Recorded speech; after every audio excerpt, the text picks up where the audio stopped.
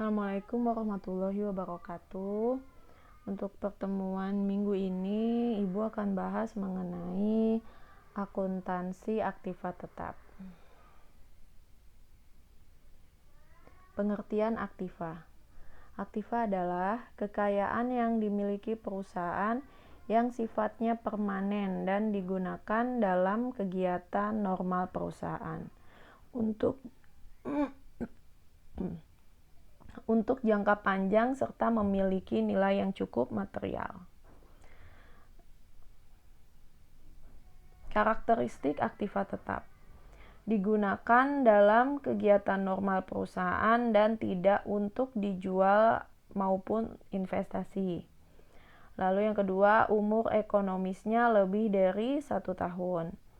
Lalu yang ketiga, mempunyai nilai yang cukup material. Jadi aktiva tetap ini memiliki karakteristik gitu ya, atau cirinya adalah dia ini digunakan untuk kegiatan perusahaan gitu ya, untuk kegiatan normal perusahaan. Jadi bukan untuk dijual, bukan juga untuk investasi ya. Jadi memang yang aktiva yang dimiliki perusahaan yang digunakan ya, yang digunakan dalam kegiatan normal perusahaan. Lalu umur ekonomisnya lebih dari 1 tahun dan memiliki nilai yang cukup material. Nah, di sini ada aktiva tetap dan aktiva tidak berwujud ya. Aktiva tetap berwujud dan aktiva tetap tidak berwujud.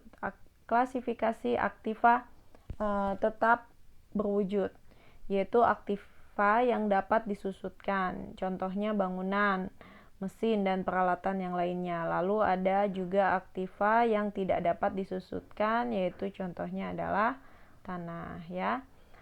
Lalu aktiva tetap tidak berwujud, yaitu aktiva yang masa manfaatnya dibatasi oleh hukum, contohnya ketentuan, persetujuan, atau sifat aktiva. Lalu aktiva yang masa manfaatnya tidak terbatas, contohnya goodwill atau merek dagang. Lalu penyusutan dan amortisasi. Menurut akuntansi, ada 4 faktor yang harus dipertimbangkan dalam perhitungan besarnya biaya penyusutan suatu aktiva, yaitu pertama, faktor nilai perolehan aktivanya. Lalu nilai residunya. Nilai residu itu atau nilai sisanya ya, nilai sisa dari aktiva tetap tersebut. Lalu dasar penyusutannya dan umur aktivanya. Metode penyusutan. Menurut literatur akuntansi Indonesia ada beberapa metode penyusutan, yaitu ada metode garis lurus, ada metode jumlah angka tahun, ada metode saldo menurun, ada metode satuan produksi, dan metode grup dan gabungan ya. Nah, tapi di sini metode penyusutan ini tidak semuanya diakui oleh pajak ya untuk kita laporan dalam laporan pajak. Nah, lalu perolehan aktiva. Aktiva ini dapat diperoleh dengan berbagai cara. Contohnya, 1, diperoleh dari pembelian. Pembeliannya bisa cash, tunai, atau kredit. Lalu bisa diperoleh dari sewa guna usaha modal atau leasing. Lalu perolehan dengan pertukaran. Lalu perolehan dengan membangun sendiri. Dan perolehan dengan hibah atau pemberian ya. Nah, contoh soalnya. Dibeli tunai sebuah kendaraan senilai 100 juta dengan biaya-biaya yang dikeluarkan terdiri dari biaya asuransi, biaya balik nama, dan biaya lain-lain senilai 20 juta. Maka jurnalnya adalah kita mendapatkan di posisi debit ada kendaraan ya, karena aktiva kita bertambah. Berarti mendapatkan kendaraan itu dengan nilai kendaraan plus biaya-biaya dalam mendapatkan peralatan tersebut. Jadi kita nilai kendaraannya senilai 120 juta, lalu kita mengeluarkan uang kas ya, uang kas senilai 120 juta ya di kreditnya ya. Lalu contoh membeli aktiva dengan angsuran ya atau kredit. Dibeli sebuah mesin jahit dengan 60 kali angsuran bulanan senilai 1 juta. Dengan harga tunai mesin jahit tersebut adalah 50 juta.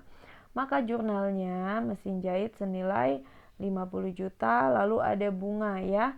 Bunga yang ditangguhkan senilai 10 juta di debit, lalu di kreditnya adalah hutangnya. Jadi hutangnya senilai 50 juta ya. Nilai hutangnya 60 maaf. Nilai hutangnya senilai 60 juta yang terdiri dari harga perolehan dari mesin jahit tersebut dan bunga ya, bunga karena membayarnya dengan angsuran.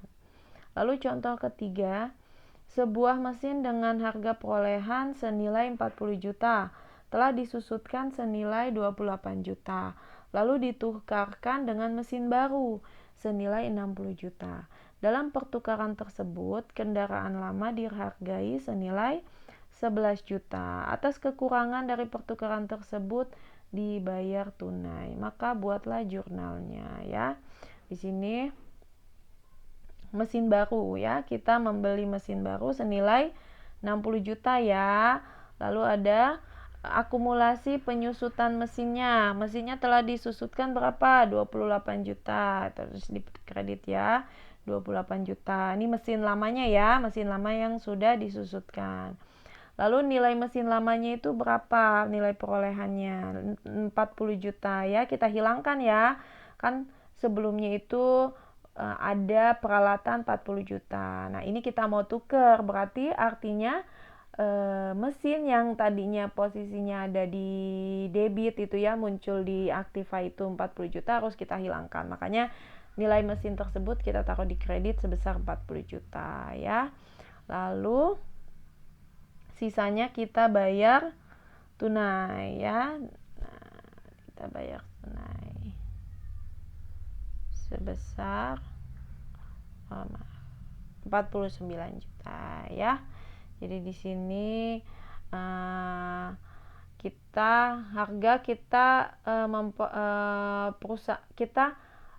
kita hitung mesin lama kita peroleh dengan harga 40 juta. Lalu kita telah disusutkan senilai 28 juta. Berarti artinya tinggal berapa nilai sisanya itu 40 dikurangin 28, 12 juta ya. Nah, dalam pertukaran tersebut kendaraan lama hanya dihargai senilai 11 juta. Berarti artinya ada kerugian ya. Ada kerugian senilai 1 juta ya, karena nilai sisanya kan tadi tinggal 12 juta. Nah, tapi dihargainya hanya 11 juta, berarti ada kerugian senilai 1 juta rupiah. Makanya dijurnalkan di sini rugi pertukarannya senilai 1 juta di debit ya. Lalu sisanya dibayar pakai uang cash ya, 49 juta. Jadi kan kita beli mobil baru 60 juta, mobil lama kita dihargain 11 juta. Berarti kurang berapa? Kurang 49 juta ya. Nah, itu dibayarinnya cash ya. Dicatat di sini kasnya berkurang senilai 49 juta ya. Jadi jurnalnya di debit ada mesin baru 60 juta, rugi pertukarannya 1 juta, lalu akumulasi penyusutan mesin lamanya 28 juta, lalu menilai mesin lama di kredit 40 juta dan kasnya di kredit 49 juta.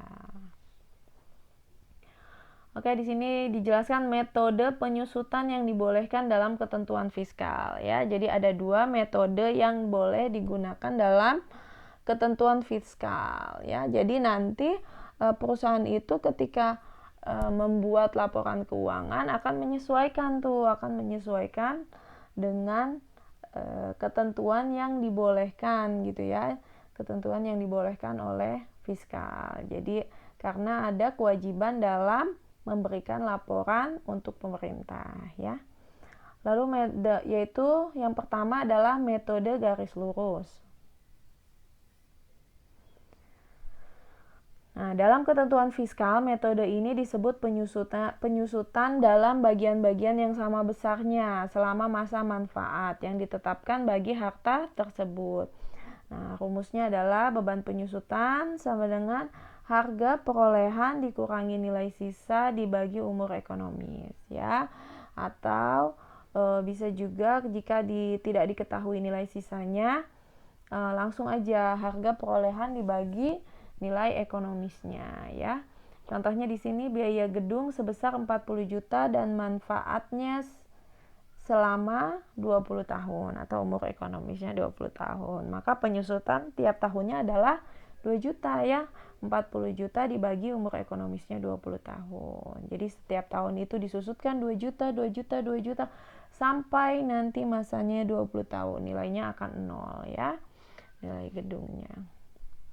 Lalu yang kedua yang diakui oleh fiskal adalah metode penyusutan saldo menurun ya, yaitu penyusutan atas harta berwujud dilakukan dalam bagian-bagian yang menurun selama masa manfaat yang dihitung dengan cara menerapkan tarif penyusutan atas nilai sisa buku. Pada akhir masa manfaat, nilai sisa buku disusutkan dengan syarat dilakukan atas asas. Nah, kalau ini saldo menurun ya, jadi nanti penyusutannya makin lama makin kecil, jadi di awal lebih besar. Nah, contohnya sebuah mesin dan ditempatkan pada bulan Juni 2000 tahun 2000 dengan harga perolehan 150 juta.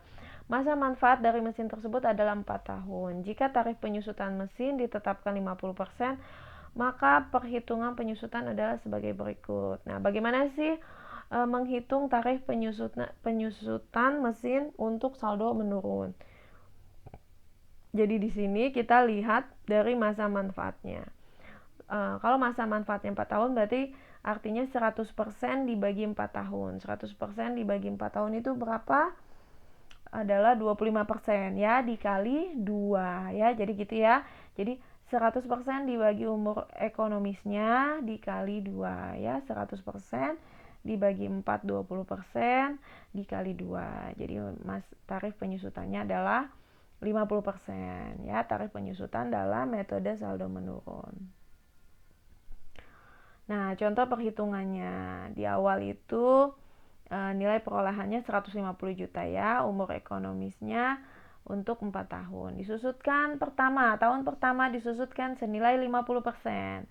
Berarti 50% dikali 150 juta.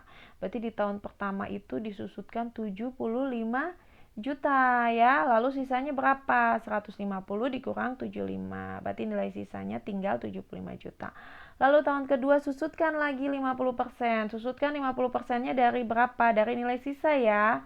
Dari 75 juta, nilai sisanya 75, yaitu 37.500.000. Lalu nilai sisanya jadi tinggal 37.500.000 lagi ya. Nilai sisa 75 disusutkan 37.500, maka sisanya 37.500 ya. Lalu tahun ketiga susutin lagi 50%. Disusutinnya lagi dari nilai sisa di tahun keduanya ya. Nilai sisa di tahun kedua adalah 37.500.000. Disusutkan 50% yaitu disusutkan 18.750.000. Maka nilai sisanya berapa? Nilai sisanya di tahun ketiga yaitu dari nilai sisa tahun kedua 37.500.000 dikurangi penyusutan di tahun ketiganya 18.750.000. Maka nilai sisanya 18.750.000. Lalu di tahun keempat disusutkan semuanya ya, karena habis di tahun keempat. Maka tahun keempat disusutkan 18.750.000 ya. Nilai sisanya adalah 0. Seperti itu ya untuk metode saldo menurun. Nah, misalnya metode saldo menurun diketahui umur ekonomisnya adalah 5 tahun. Berarti berapa tuh tarif untuk penyusutannya? Berarti artinya 100% dibagi 5. Berarti 20% ya dikali 2. Berarti artinya tarif penyusutannya adalah 40%.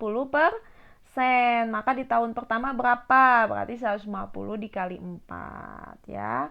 Atau 60 juta penyusutan tahun pertama ya. Lanjut yang kedua begitu ya, 60 juta dikali 40%. Seperti itu ya.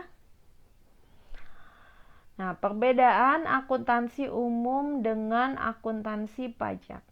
Berbeda dengan praktek akuntansi umum yang memberikan keleluasaan pada wajib pajak untuk memakai pendekatan penyusutan per aktiva per jenis atau kelompok sesuai dengan masa manfaat ekonomisnya. Ketentuan pajak membatasi kepada metode per aktiva dan per jenis. Nah, berdasarkan interval umur. Aktiva bukan bangunan dikelompokkan menjadi kelompok satu, yaitu aktiva dengan umur ekonomis 4 tahun dengan tarif depresiasi tahunan 50% untuk metode saldo menurun atau 25% untuk metode garis lurus ya. Lalu kelompok kedua yaitu aktiva dengan umur ekonomis 8 tahun dengan tarif depresiasi tahunan 25% untuk metode saldo menurun dan 12,5% untuk metode garis lurus ya. Metode garis lurus itu kan dibagi sama besar gitu ya. Jadi makanya 100% dibagi 8 tahun yaitu 12,5. Nah, untuk saldo menurun dikali 2 gitu ya. Jadi 25%. Lalu untuk kelompok ketiga yaitu umurnya yang dari 16 tahun dengan tarif depresiasi tahunan 12,5% untuk metode saldo menurun atau 6,25% untuk metode garis lurus ya. Lalu kelompok 4 yaitu umur aktiva selama 20 tahun dengan tarif depresiasi tahunan 10% untuk metode saldo menurun atau 5% untuk metode garis lurus. Dalam metode saldo menurun, pendekatan tutup akhir diperlakukan. Pada akhir masa manfaat, nilai sisa buku dihapuskan semua.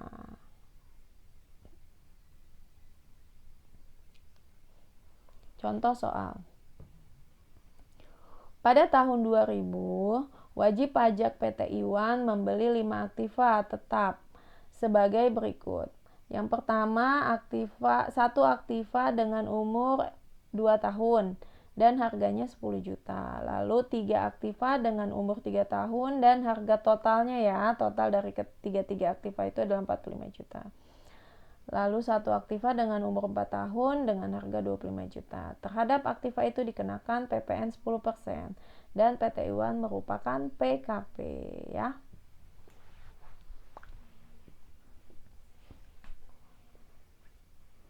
Pembukuan perolehan dan penyusutan aktiva berdasarkan saldo menurun pada tahun 2000 adalah sebagai berikut. Nah, jurnal untuk perolehan aktiva. Aktivanya termasuk adalah aktiva dalam kelompok 1 ya. Nah, di sini nilai aktivanya berapa? Yang pertama ada 10 juta, lalu ada 45 juta dan ada 25 juta. Totalnya ada aktiva senilai 80 juta. Lalu ada PPN masukan senilai 8 juta dan di kreditnya kas ya, kas atau hutang 88 juta ya. Lalu penyusutannya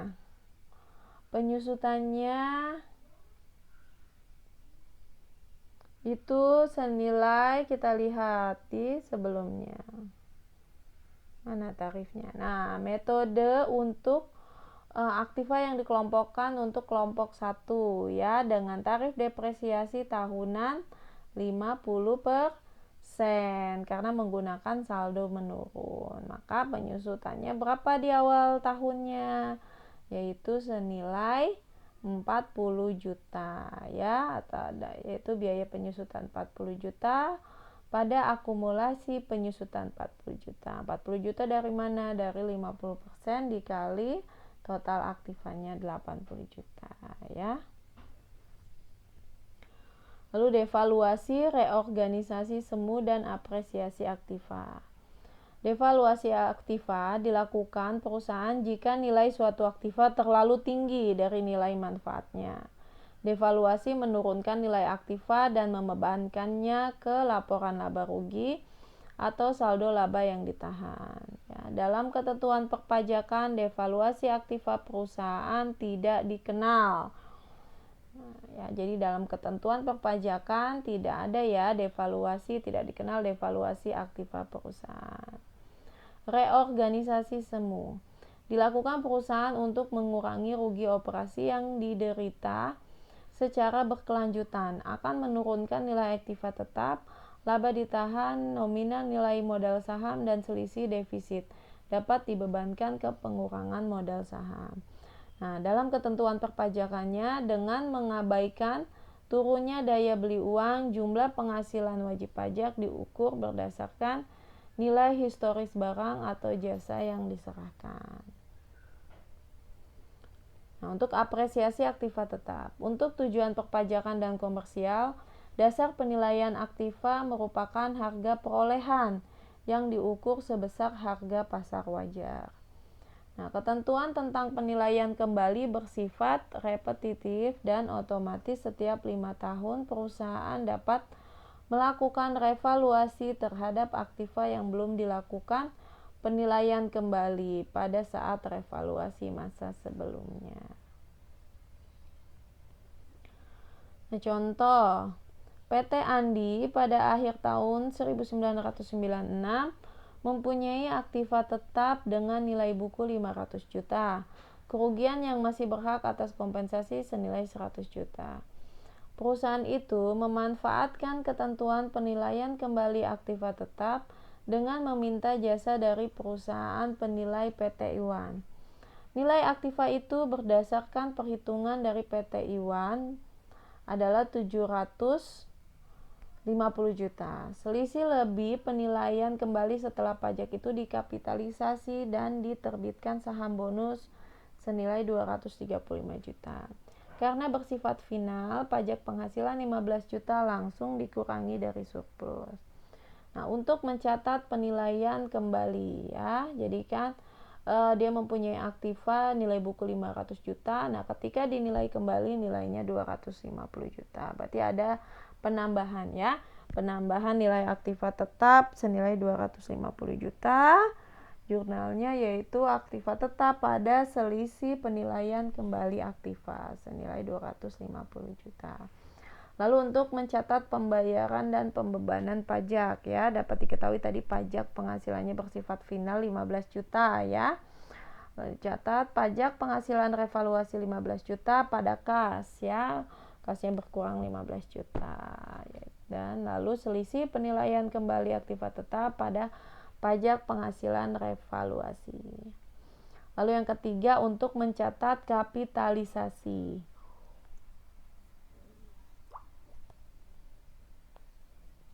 Berapa tadi? Selisih lebih penilaian kembali setelah pajak itu dikapitalisasikan dan diterbitkan saham bonus 235 juta. Yaitu selisih penilaian kembali aktiva 235 juta pada modal saham 235 juta ya. Sekian sampai sini pembahasan mengenai akuntansi aktiva tetap ya.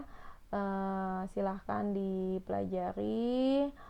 Nanti akan ada soal mengenai aktiva tetap yang akan Ibu berikan di LMS ya. Silahkan dikerjakan, paling lambat dikumpulkan sampai minggu depan. Oke, terima kasih. Wassalamualaikum warahmatullahi wabarakatuh.